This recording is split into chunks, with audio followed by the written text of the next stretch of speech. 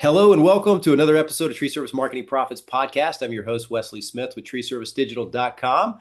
And another great interview today with a business owner in the tree service space. I know you're going to love it. It's going to be a lot of good nuggets you're going to be able to take away from that. If you're on YouTube or if you're on the podcast, like and subscribe to our channel. We've got plenty more interviews and marketing content and tips coming up very, very shortly. So we'll get right into it. I want to introduce Brian Hartman, the owner of Northside Tree Professionals in Metro Atlanta. And he is the owner of that business, and he's on. He's going to tell us about the story. Brian, welcome aboard, man. Thanks, Wes. Appreciate you having me on today.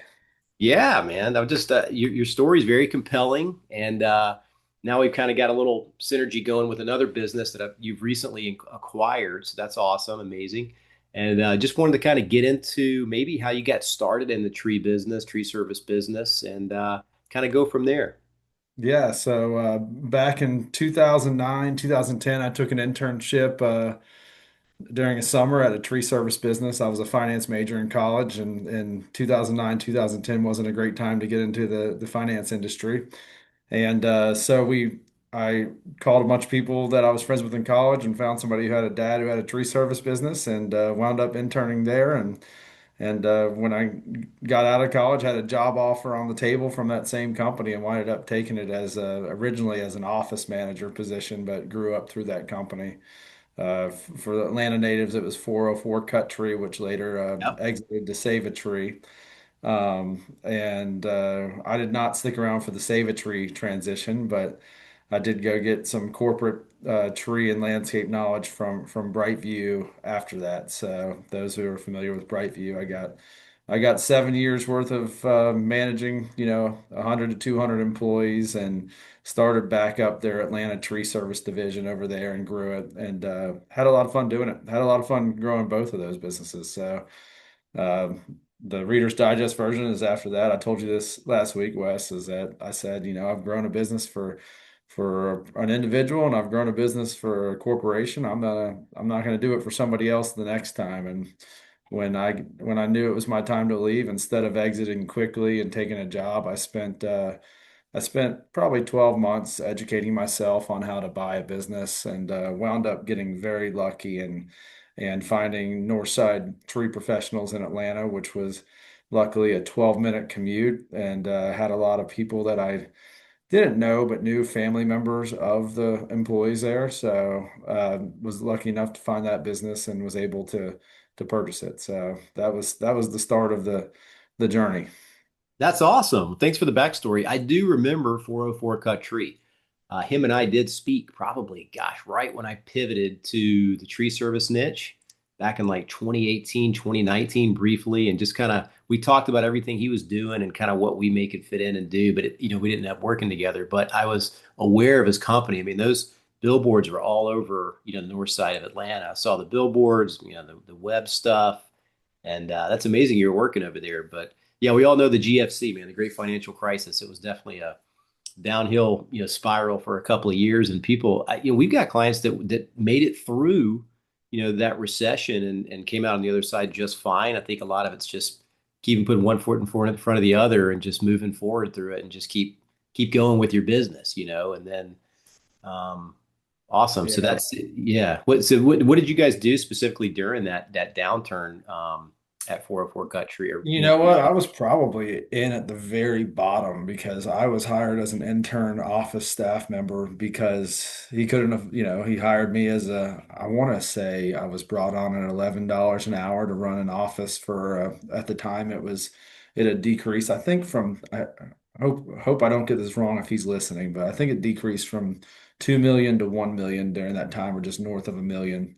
But I'll tell you that he had a great balance sheet, and he was a very conservative with his finances during that time. Downsized appropriately. And what I saw during that time, I hope I don't ever have to live through a time like that, although we all know that we'll have to at some point. Is that a lot of we had the dump site, so you got to see, as I first started in there, all these little companies coming to dump, and then you kind of realized who went out of business, and a lot of the smaller companies went out of business. And then when things started to pick up a little bit, there wasn't as much competition there for those, 2012, 2013, and it really made it to where you could grow quickly if you wanted to. Yeah, that's a good point. So a lot of people listening, if you're been doing your marketing and been aggressive with it, your branding, memorability, building up your customer database, you can weather those storms and get through them and come out on the other side. Whereas if you've just gotten started or maybe don't have that branding or marketing or haven't invested in that, sometimes it could really slow down even further because you don't have that database, that customer base, that backlog, and that exposure, right? So that Right. definitely helps get through it. Everybody who has a tree service business has heard the business broker call you and say, "Oh, everybody loves these businesses because they're recession proof." But residential tree care is far. I mean, it's not. It's definitely more insulated than some of our other, construction industries and stuff like that. But it's not going to fully weather a economic downturn. So.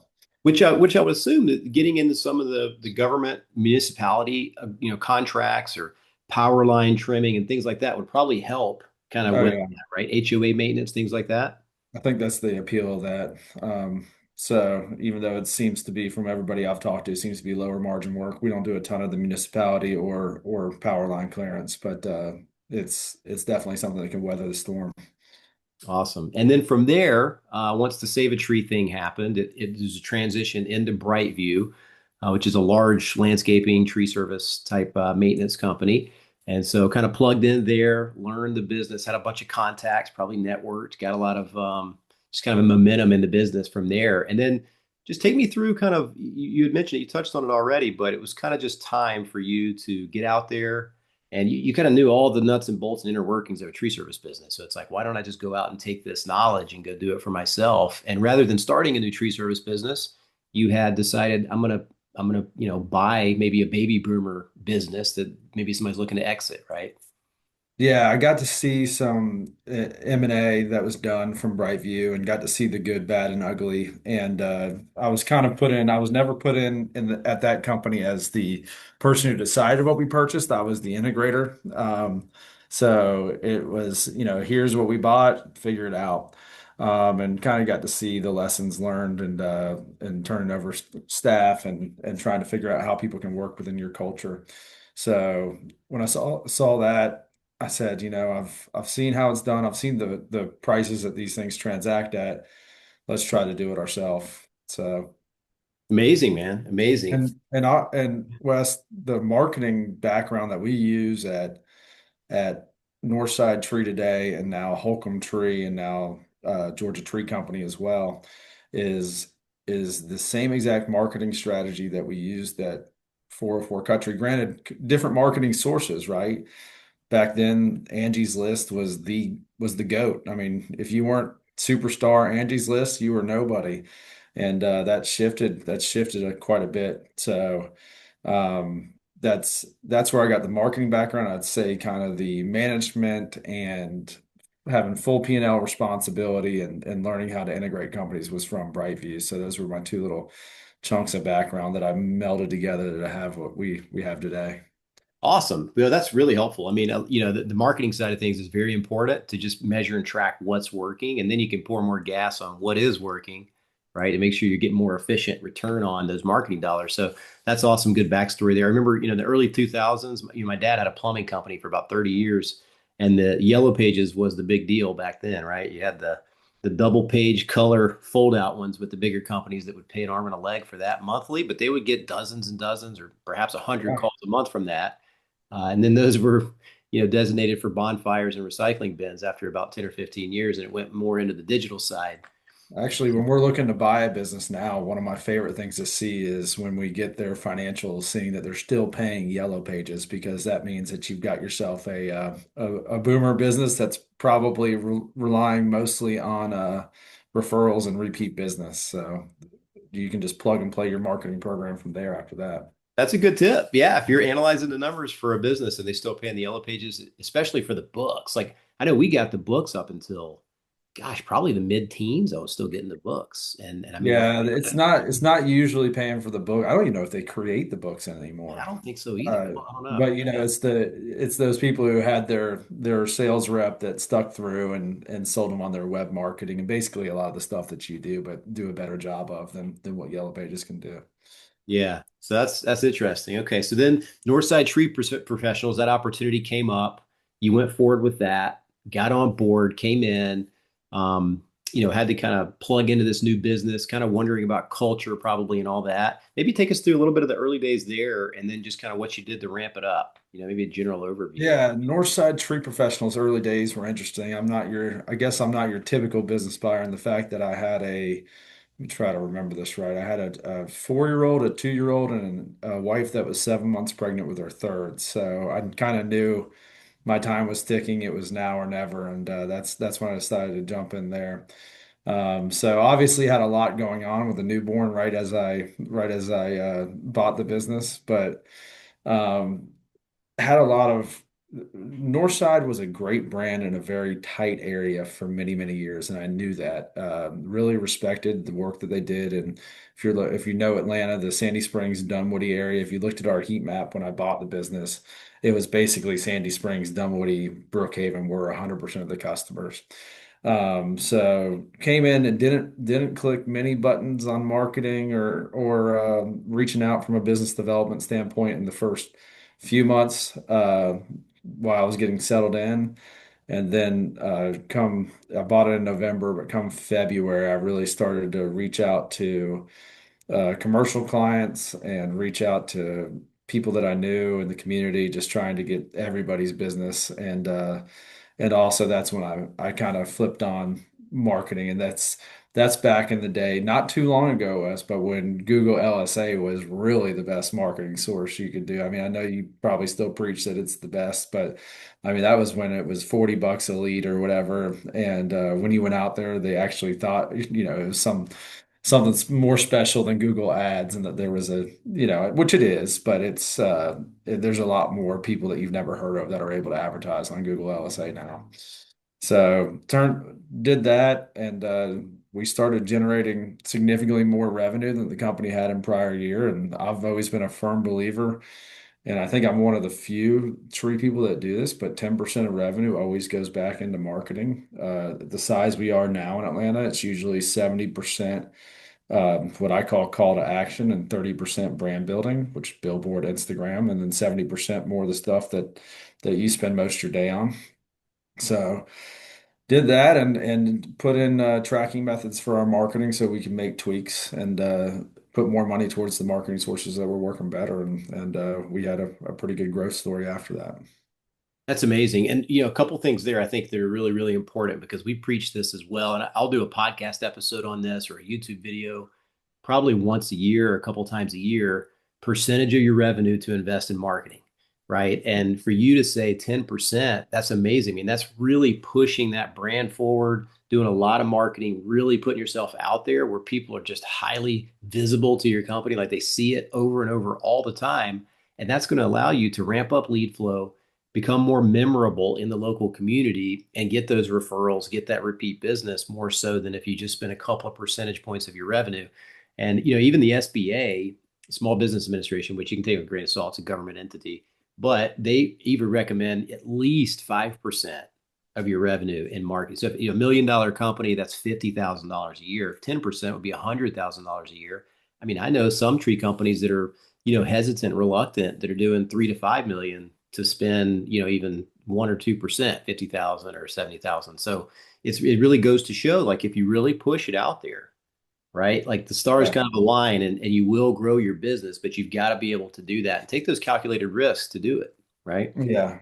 Yeah. And if you look at the time frame, Wes, when I pushed that out and when I came up with my marketing budget to be that, it was an increasing rate environment, and I had an SBA loan. So my deal that I bought underwrote perfectly at whatever it was, 5.5% interest rate that I originally had on it. But 2023, that monthly payment went from, I'll spare you the numbers, but it increased by 33% on my monthly note that I had. And there wasn't much of a choice but to grow if you were going to survive during that period. So a little extra motivation to market back then.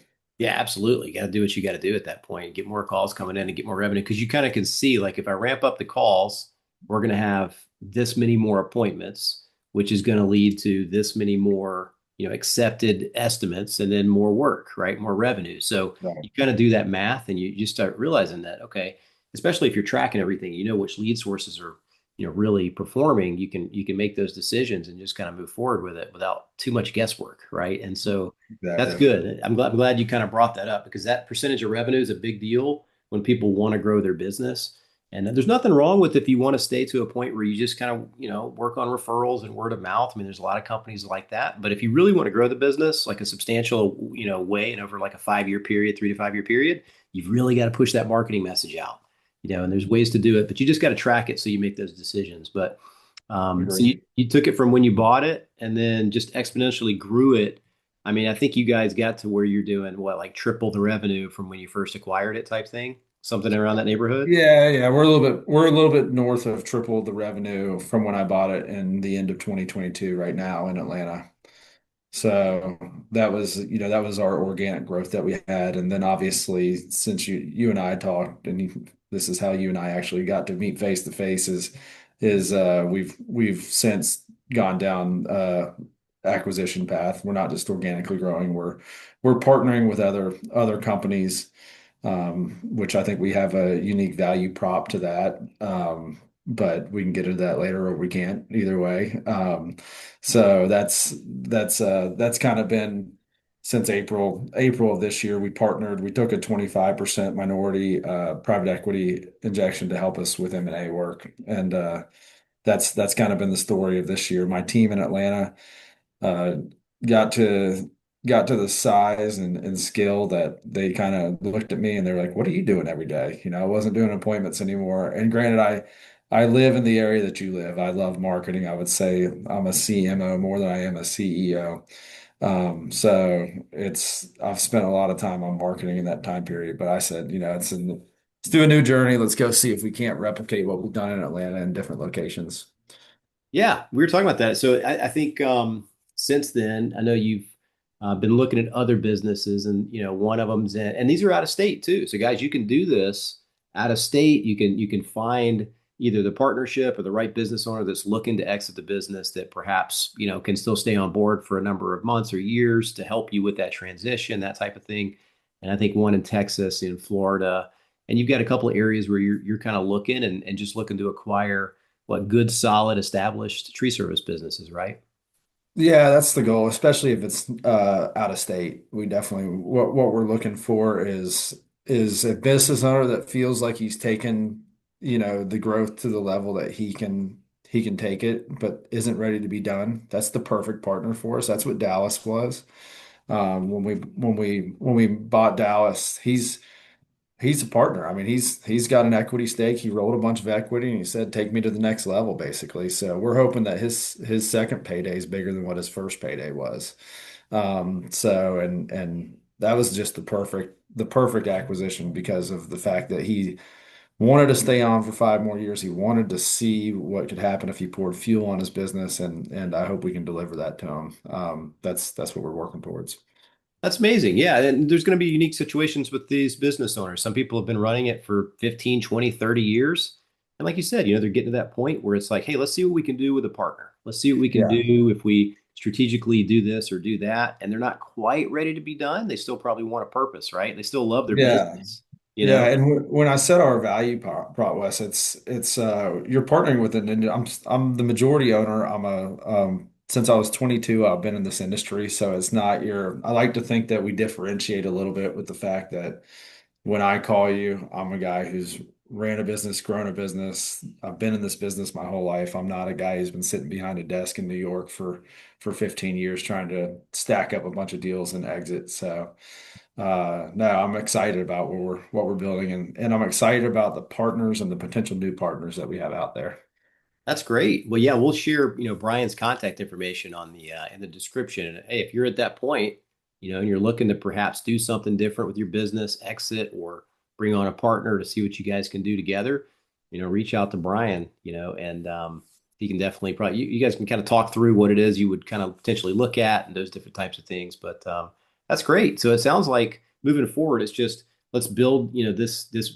I guess you probably have like a parent company, and then it's just keep all of them local, keep the same branding as they were before, correct? Right. Yeah, we're not going in and messing with brand. I mean, if you look at I gotta keep one out of this for now, but we're looking, I mean, Northside Tree's been around for 60 years. Holcomb Tree in Dallas has been around for 60 years. Got a couple others that have been around for that same period of time. The last thing and the thing that I saw at Brightview that we did is we went in and we slapped Brightview on the side of those trucks first day. And what we want to do is take those existing brands where nobody knows Northside in that market and keep that owner's legacy or family's legacy continued on. It's been a good. Hopefully, at the end of this journey, we say that's the right way to do it. But it's been a good thesis so far.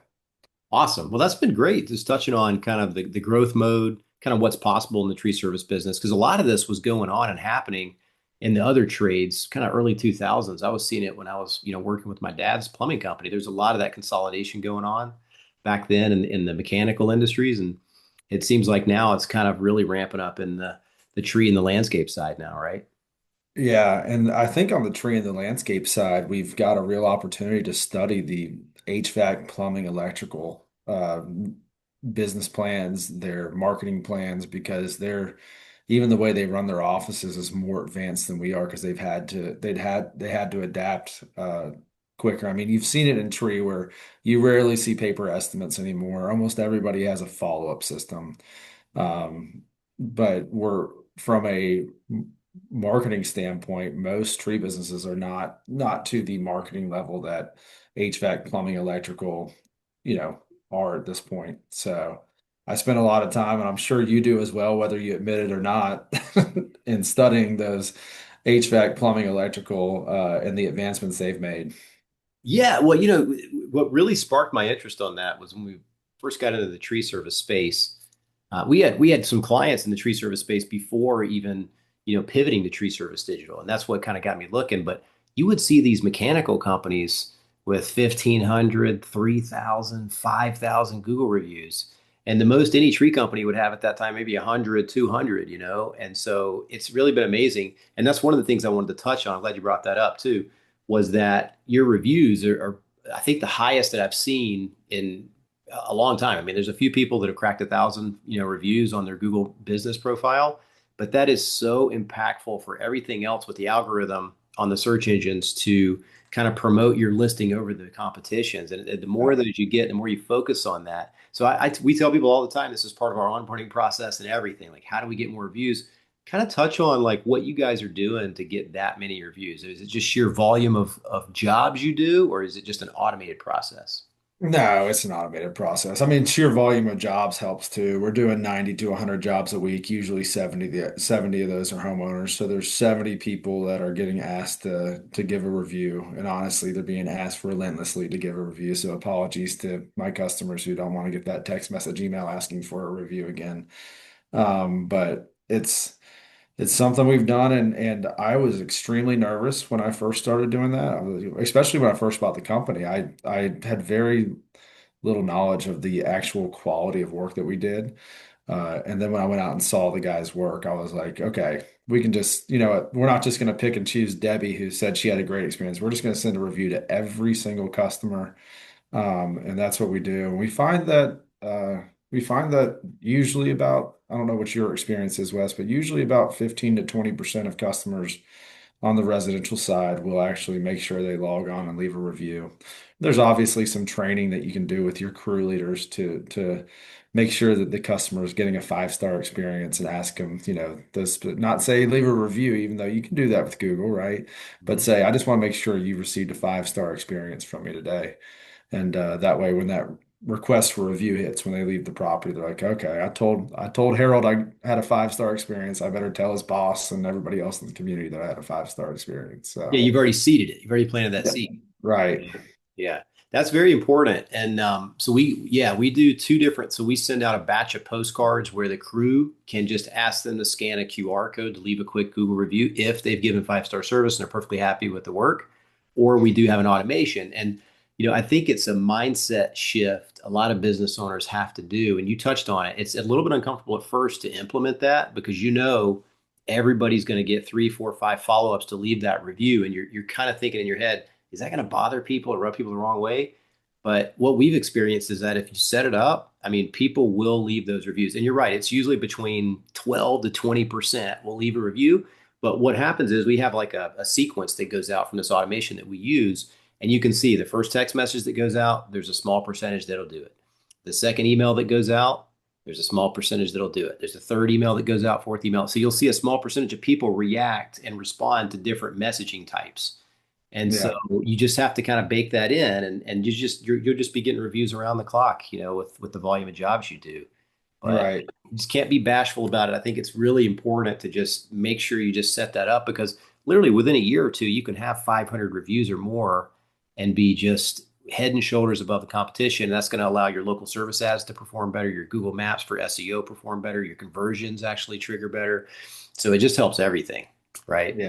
Yeah. So two and a half years today. I think we're going to hit 2,000 5-star reviews if we can get one or two today. I forget what the number is overall for Northside. So that's 1,400 or 1,400 reviews, mostly 5-star, since I've owned the business, to give listeners an idea of what can be done when you push quality work, number one, but two, asking for the review.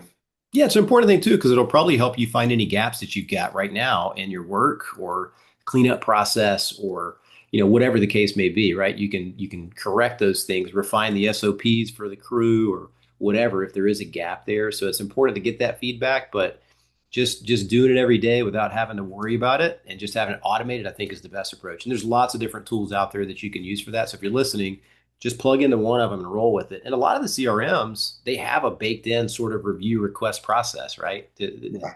I think you guys are using one of the main ones in the country. So those all work, and there's also third party ones that all integrate with those. But is there any other like unique sales kind of propositions you guys use, when you're going out there and giving the estimate, doing the sales process? Because I think the sales process, the lead to the appointment, and then writing up the estimate, I think a lot of that there's room for improvement for every company on that particular side of it. It sounds like you're winning a good bit of those bids. I'll tell you that we still have room for improvement, and I hope I can call you one day and say that we don't. But I start from the beginning. The when the call comes into the office, the booking rate is what I'm most focused on right now.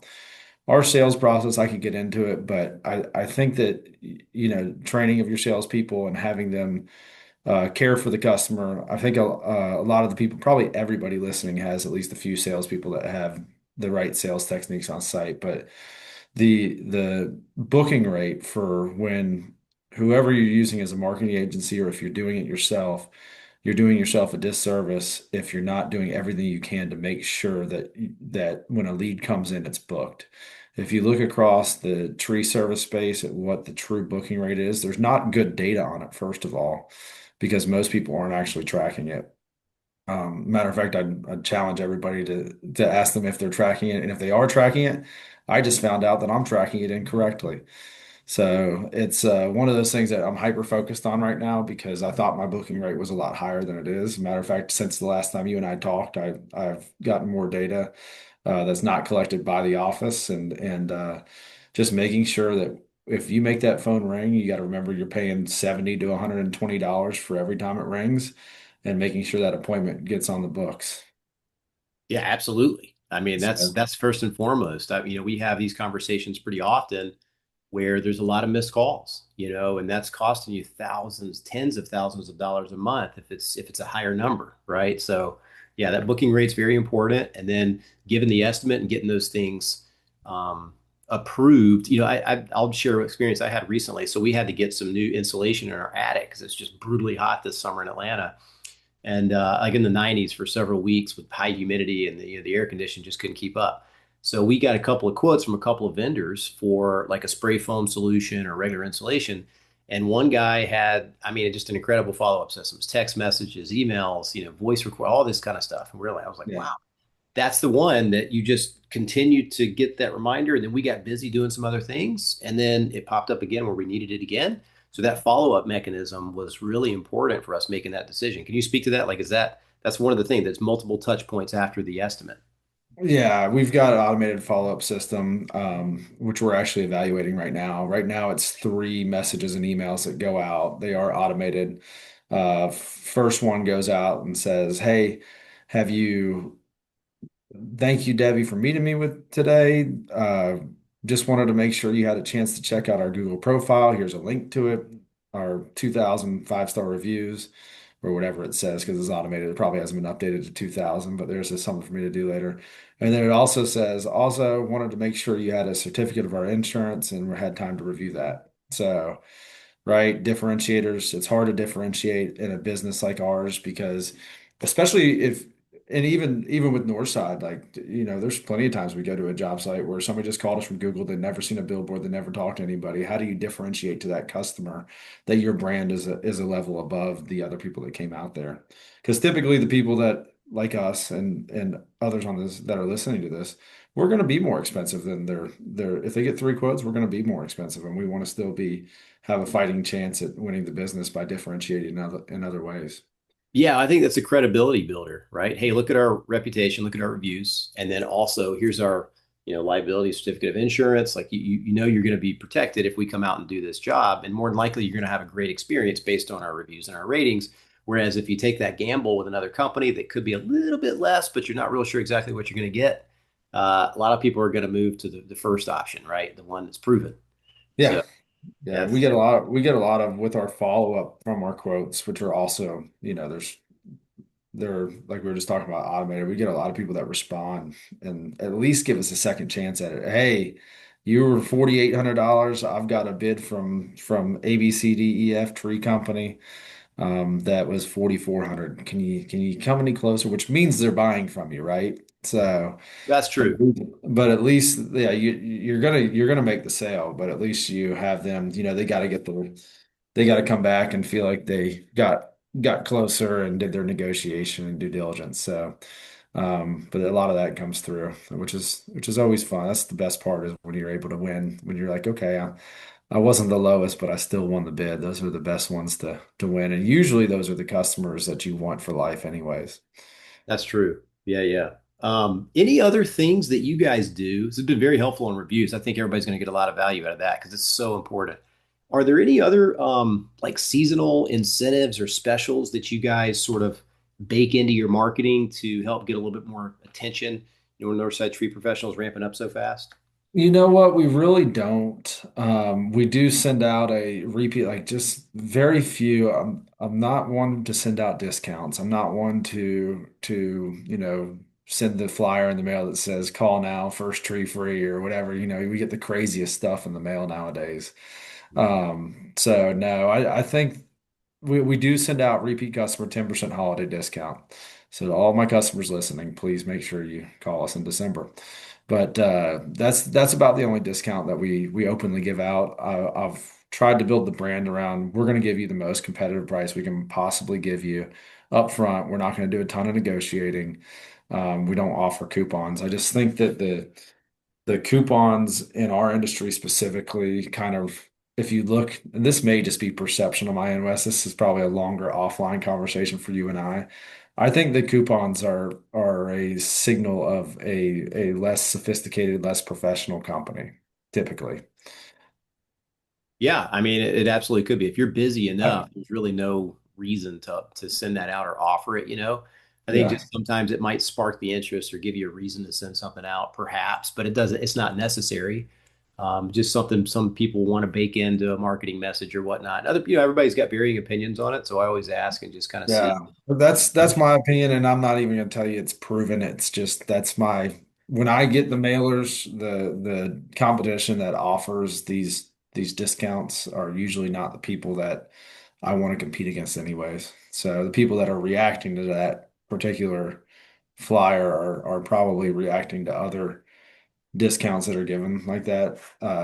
And they're probably having competitors of ours that aren't close to our price or close to our insurance coverage or close to our satisfaction guarantee, all the things that drive up the cost of our services. Well, I mean, you're doing something right with the growth there, right? So that's not seemingly taken away from anything, not offering any discounts. So that's awesome. Um, yeah, so the marketing mix for you guys, which really helps you guys propel forward with that. I think we discussed a little bit, direct mail, Google local service ads, very high rating reviews, the most reviews I think in the Atlanta market altogether. And anything else that's really driven, any kind of billboard, radio, anything like that? So we do some billboard. We have not done radio. Um, we do some billboard. We do, Facebook, Instagram. I see Facebook and Instagram as a billboard nowadays. So, really cheap way to get a lot of eyeballs to your brand, but not a great way to really drive business. Like when I told you the 70/30 rule I have with call to action brand building, I always see Instagram and Facebook as brand building. So we do some of that. Google local services. Obviously, we work hard on our SEO, but a lot of it is from a grassroots movement, right? A lot of it's from doing good work, getting good reviews from around the Metro Atlanta area. What am I forgetting? We're always trying something, is my answer. I could tell you that, we're always trying some kind of new marketing. It's like throwing spaghetti against the wall. You see what sticks, and every few months we find a new call to action item or something that works, and we roll with that. And we track the cost per lead, we track our average job, we track our close rate on those. And that's what I mean if it sticks. If it checks all those boxes and it winds up being in the upper tier, then we keep doing it. So um, yeah, we can get into it, and we've done every type of marketing, and if it's not one I've mentioned, then we've had an issue with it. Doesn't mean we won't try it again. These marketing companies are just like we are. When they're struggling to find work, they're gonna send that lead that they got out to four companies instead of three. It's one of those things that you've constantly got to monitor because everything's a business. A lot of these companies are tracked by financial metrics, and they'll change the way they operate overnight. And if you don't track it, you're going to wind up being a sucker and getting a less quality service than what you got prior. That's one of the things that we used to talk about with clients all the time. And I remember seeing the change. One, for example, just like a home advisor, Angie of the world or whatever, where somebody goes to the website, submits their zip code, says, "Hey, I need 3 trees removed," and they hit submit, right? Well, then, five companies are calling them, but then everybody would swear, I think they're selling it to 8 companies or 10 companies locally, right? So you don't know how watered down that lead is. And then also, the motivation of that lead, a lot of time the intent to buy was not even there. They were starting to put these little ads in all these different like online magazines and getting leads where people weren't even really searching for the service. Yeah. We were seeing that big time for a while with a few clients who were getting those leads. They're like, we're just getting all these leads. And we call them up. They're like, well, I don't really need any tree work. I just, there was something I filled out, for something. And then all of a sudden they were getting 6 calls from 6 tree companies the next day. Yeah, So we you're played right. that game. We played that game for a couple weeks too when they switched. So, granted, I think in Andy's defense, I think they are working on building trust back up. So we'll see if they're successful with that. We'll continue to, maybe try them, and then if it works, great. If it doesn't, we'll pull it back. So, it's just constantly trying to figure out where you're going to allocate the marketing dollars. Yeah, that's exactly right. And we've had clients that love them, some that hate them, and some of them in between. So it really just depends on, I think, the local area, the competition, how many people are getting those leads. Well, I want to be respectful of your time, Brian. I appreciate everything you've shared with us so far. Um, Anything that you would kind of relay to, maybe a new tree service business owner, either through acquisition or through somebody who started their business 5, 10 years ago, and they really want to take it to the next level. I know we've touched on marketing, like that's a big, big component of it, but then also tracking and having the operations in place. Kind of, what type of maybe words of wisdom maybe would you, want to tell those people? Get a bigger working capital line than you think. So no, okay. I mean, that's good advice. The working capital line that was suggested towards me when I got my SBA loan was double what the broker had listed on the sim when I got it, and it was probably close to half of what we actually needed. If you anticipate on growing quickly, and just for back reference, in 2023, the first year I owned the company, we grew by 100%. We were profitable, more profitable than the company was the year before. But from a cash flow standpoint, you don't realize how much cash that takes to grow. It's this great success story. Everybody sees you; they think that you're making a ton of money, and the truth of it is that you're pulling all your savings, a second mortgage out of your house to fund your receivables during that period of time. So I'd say if you don't have the financial background to do it, I would sit down and say, hey, find somebody who does, a friend, a family member, and say, hey, this is my goal. I've listened to Wes's podcast. I think I can get to 50 to 100% growth and lay out that cash outlay because that's where which we did not do because I had the resources not to have to do this. But that's why people pull off the marketing, right? It's the easiest thing to just cut off. I can call Wes tomorrow and I can cut LSA, I can cut Google Ads, you can cut it off. If you don't have that cash backup, then the first thing you're gonna cut is marketing more than likely, and that's the last thing you should ever do if you want to create a sustainable growth business. So I don't know. Hopefully that helps. You've probably heard that from a ton of small business owners, but like the knowing that you're doing double revenue than the prior month and then looking at your bank account and wondering how you're going to make payroll, that the early on for somebody early on, just know that's probably going to happen to you. Number one. Number two, this is my advice to be prepared for because I thought I was conservative going in and I absolutely was not. And thank goodness I have the best wife in the world who was okay and with taking the risk on me and dumping more of our savings into the business. Yeah, I think that's a good point. Get a bigger line of credit, multiple lines of credit. I think, in business, the velocity of money is very important. So you know that you can capitalize on something as long as you have access to the capital to go make that happen. And when Right. you don't have access to it, for example, to put on another crew because you're overloaded with work, it's just one example. But Yeah. in order to do that, you need that line of credit, that capital to go pull that off in a quick fashion where you can get that staffed and then get those people productive, right?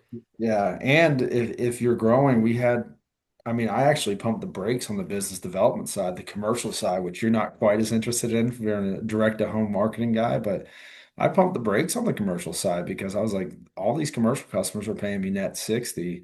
I've got to pump the marketing up and get the residential side who pays basically, on average 6 or 7 days. I've got to get them to offset and pay for these big receivables that I'm waiting on. Yeah, let me ask you this really quick. Do you guys offer financing, for bigger projects, maybe for residential customers? Yeah, I think anybody who doesn't offer financing at this point is crazy. I mean, you can finance a pair of shoes from Nike, so Yeah, Arma and all that stuff. you'd Yeah. be surprised. I mean, it's not a ton, but I'd say 1 to 2% of our customers uh, opts into the financing program. And for us, it's we pay 1 percentage point more to offer that financing than we do to take a credit card. So I think that whether you believe in financing or not, I think every home service business has to offer it, or else I mean, we win a lot of work off of that. Yeah, I was going to say, because we have, a good percentage of our clients, they'll be partnered with a finance company, and then we'll have the link on their website or a page on their website where people can go get information about that and get approved or, whatever that process is. And I would say, yeah, you're going to lose out on some of the jobs, and some of them could be pretty large, is the reason they need to finance it in the first place. So the benefit is you get paid up front, and then they now owe the finance company, right? So it works out. Yeah, and most of these finance companies now that you can work with offer like 4 months, four equal payments, which can be a lot easier for your 65-year-old retired person that wants to take something down and is on a fixed income. So it's or needs to take something down is on a fixed income. So I think it can be a good program. It can be a bad program for the consumer as well. Yeah, financing too many things if they can't afford it. That's true. Well, a lot of good tidbits, a lot of good nuggets. If you guys are listening to this, like and subscribe to our channel. We got plenty more coming up. If you're watching this on YouTube or the podcast, leave us a comment. I'll come back and answer your questions sometime soon. Brian, where's everything going moving forward, man? What you want to do? Are you have any kind of goals or things that you're looking to do moving forward that you wanted to share, other than if people are looking to possibly sell or partner with you on their tree service business? What's the future hold for Brian and not Northside Tree Professionals, but the whole entity, I guess? Yeah, the whole entity, I'd say, is quality. We're looking like I'm just excited about quality partners that have a good business and partnering with them. And I love, like I said, the meeting people like what happened in Dallas, a great human being that's willing to stay on and see how we can grow their business there. And that's what I really like. Like if I had my perfect situation, it would be everybody who wants to sell in 7 years. Reach out. Let's grow it together. You can keep a significant chunk, and I'll come down there and we'll fund the capital needs and try to help you grow your business while letting you kind of be autonomous at the same time. So who knows if my theory will pan out in the end, but I think we got a pretty good start to it. So we're not gonna rush into anything. We're not gonna pressure anybody to sell. We're not gonna, you know what I mean? That's not who I am. But if it's a perfect fit, then we're gonna keep on partnering with other small businesses and other geographic locations and some hopefully within the same markets that we're in as well.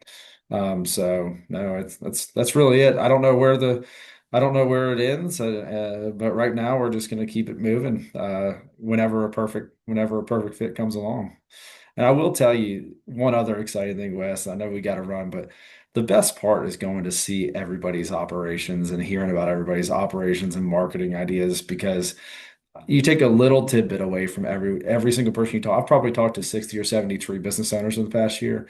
Nobody does everything the same way. Somebody's got an edge in every, like whether it's their fleet maintenance program, whether it's the way that they take down the tree, whether it's their office. Everybody's got an edge, and it's just kind of gathering their nuggets and taking them back to home base and saying, okay, we can implement this. So Yeah, so the people side, talking to people, networking, yeah. finding out what's working, what's not working.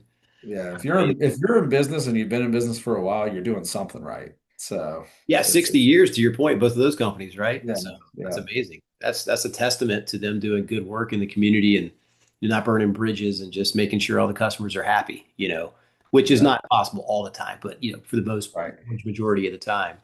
Well, this has been awesome, man. Really appreciate it. Hopefully, we can do a follow-up, interview down the road when other things have happened and you have some different nuggets to share and things like that. And I know you guys got a ton of value out of this today. So again, you can reach out to Brian. We'll have his information in the description, the show notes of the podcast portion of it.